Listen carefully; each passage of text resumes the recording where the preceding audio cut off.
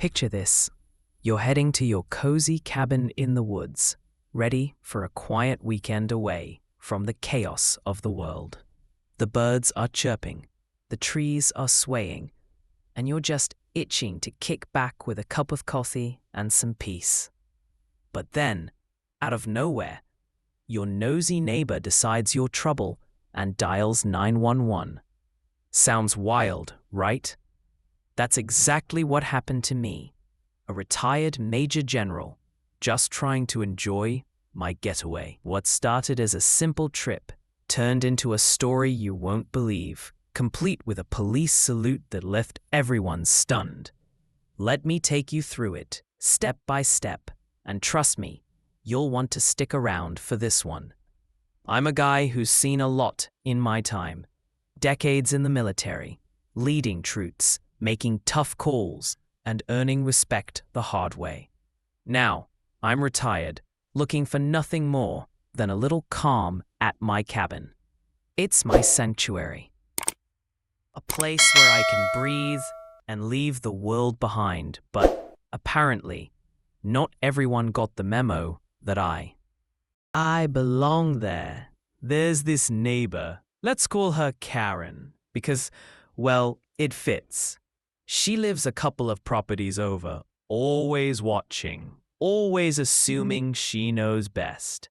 Her kid, a curious little guy, spotted me arriving at the cabin one afternoon. I waved at him, thinking nothing of it. Kids are curious, right? But that wave set off a chain of events that still makes me chuckle when I think about it. This story isn't just about a misunderstanding. It's about how quick people can be to judge, how assumptions can spiral out of control, and how sometimes the truth comes out in the most unexpected ways. You've probably seen those videos online. People cooling the cups over nothing, turning small moments into big dramas. That's what we're diving into today, but with a twist that'll make you laugh and maybe even cheer. So grab a snack, get comfy, and let's jump into this wild ride. I'd always dreamed of owning a cabin like this. It's not fancy, just a sturdy wooden place, tucked away in a quiet corner of the countryside. The kind of spot where you can hear the wind rustling through the pines, and the nearest neighbor is far enough that you don't hear their dog barking. I bought it a few years back, right after I retired, as a reward for all those years of service. It's got a small porch where I sit with my coffee, a fireplace for chilly nights, and just enough space to feel like home. I don't come out here as often as I'd like, but when I do, it's like hitting the reset button on life. That day, I pulled up in my truck, dust kicking up from the gravel road. The sun was dipping low, casting that golden glow over the trees. I was in a great mood, ready to unwind. I grabbed my duffel bag, tossed it over my shoulder, and headed inside. Little did I know, Karen's son was watching from their place down the way. He's maybe 8 or 9, always riding his bike around, peeking at anything that moves. I saw him in the distance, gave him a quick wave, and went about my business. To me, it was just another day. To him, I guess I was some kind of mystery man, invading his world. Kids tell stories, don't they? They see something new, and their imagination runs wild. I can just picture him sprinting back to his mom, all wide-eyed, saying, "Mom, there's a stranger at the cabin." Now, most people would maybe walk over, knock on the door, and say, "Hey, who are you?" Not Karen. Oh no, she's not the type to ask questions first. She's the type to assume the worst and act like she's saving the neighborhood. I didn't know it yet, But that kid's innocent little report was about to turn my quiet evening into something straight out of a comedy sketch. I was inside, unpacking my bag, when I heard the faint sound of sirens. At first, I thought it was just a car passing by on the main road, maybe a mile off. But the sound got closer, louder, until it was clear they were coming my way. I stepped out onto the porch, squinting into the dusk, and sure enough, a police cruiser was rolling up the dirt path to my cabin. My first thought? What in the world is going on? I'm not the kind of guy who panics, though. Years in the military teach you to stay calm, assess the situation, and keep your head on straight. Still, I couldn't help but wonder what had brought the cops to my doorstep. Let's back up a bit and talk about Taryn. I'd seen her around before, maybe once or twice when I'd come to the cabin. She's the kind who's always peering out her window, probably keeping tabs on everyone in a 5-mile radius. I don't know her well, but I know her type. She's got that vibe. Thinks she's the unofficial sheriff of the neighborhood. Her son, sweet kid, probably didn't mean any harm when he ran to her with his story. But Karen, she heard stranger at the cabin, and her mind went straight to worst case scenario. No knocking on my door, no friendly chat to clear things up. Nope, she went full-on emergency mode and called 911. I can imagine the call now. Officer, there's a suspicious man at the cabin down the road. He doesn't belong there. My son saw him, and I'm worried he's up to no good. Maybe she threw in some extra details to make it sound urgent, like she'd seen me sneaking around or carrying something shady. I wasn't, of course. I was just a guy in a flannel shirt, hauling my bag into my own cabin. But to Karen, I was probably a master criminal, plotting who knows what in the middle of nowhere. It's almost funny when you think about it, how a simple moment can get blown way out of proportion. People like Karen, they're quick to judge. Maybe it was because I don't come to the cabin often, so I'm not a familiar face. Maybe it was the way I look. Tall, broad-shouldered, maybe a bit intimidating if you don't know me. Or maybe it was something else, like the color of my skin or the fact that I keep to myself. I've seen it before, in the military and out of it. People see what they want to see, not what's actually there. And Karen? She saw a threat, not a retired officer trying to enjoy his weekend. Back to the sirens. I'm standing on my porch, watching this cruiser pull up, lights flashing. My heart's steady, but I'm curious. What's this all about? The officer steps out, a young guy, probably in his late 20s. He's got that serious cop look, but there's a hint of nervousness, like he's not sure what he's walking into. I raise a hand, give him a nod, and say, "Evening, officer. Something I can help you with?" I'm calm, polite, because that's how I handle things.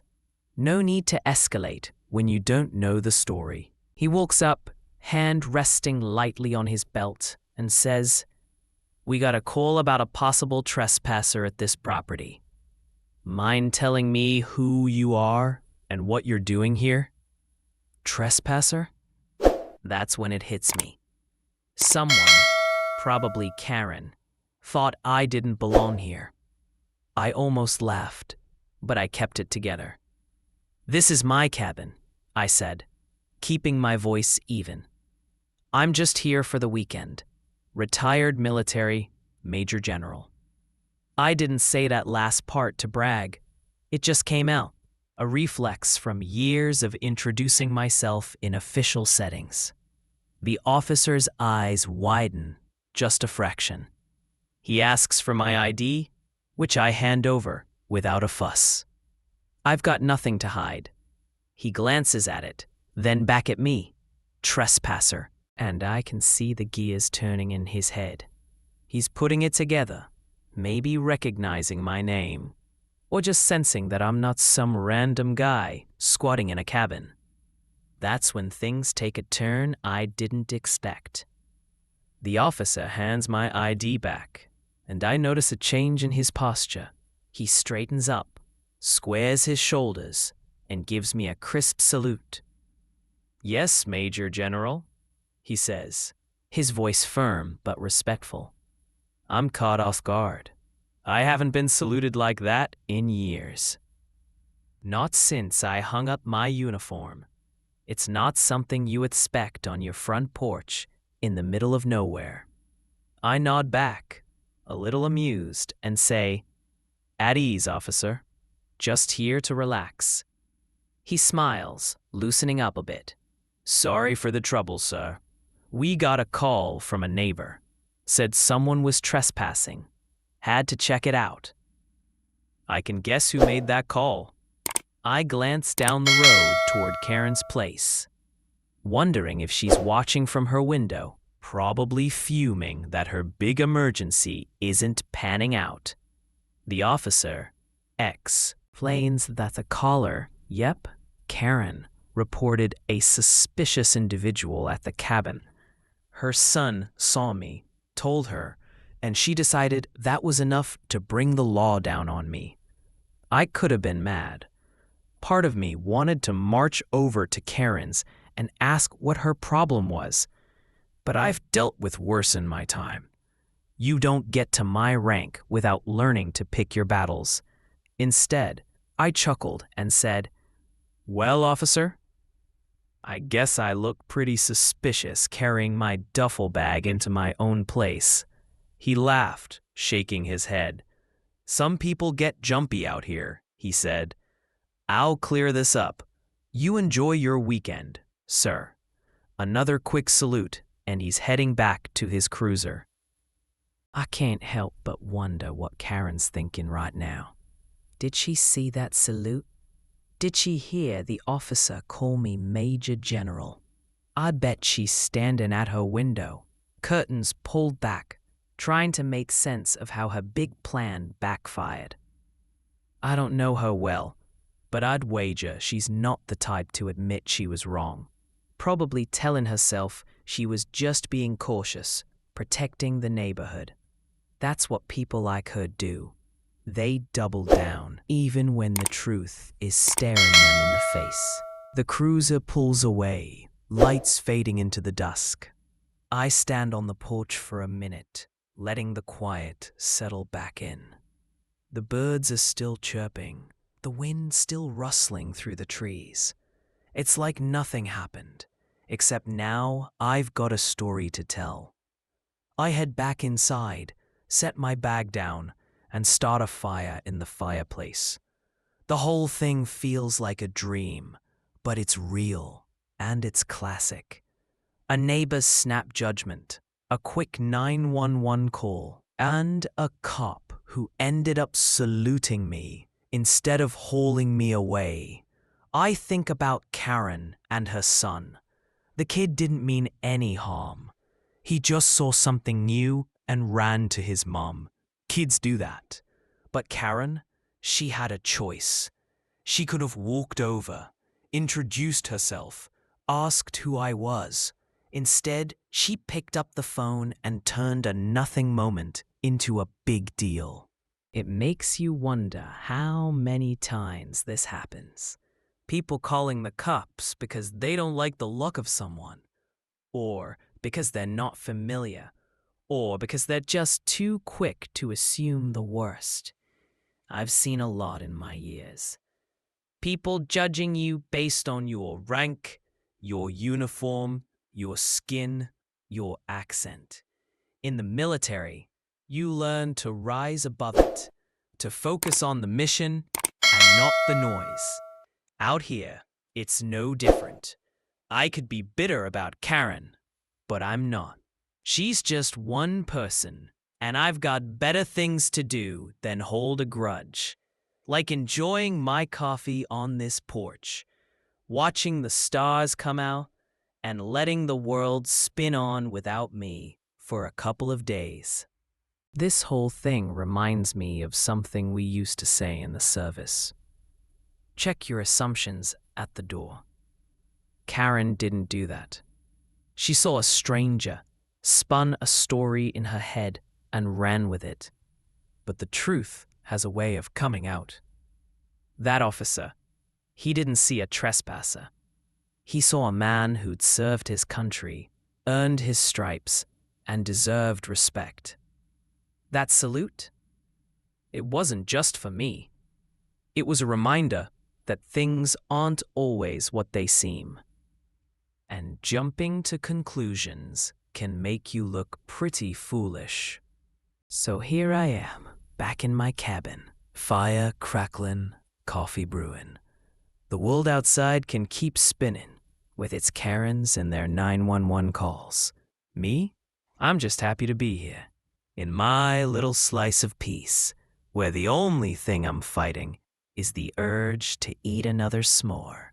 If you've got a story like this, one where someone got it all wrong, but the truth came out, drop it in the comments. I'd love to hear it. And hey, if you liked this wild tale, hit that like button and subscribe for more. Who knows what'll happen next time I come out to the cabin?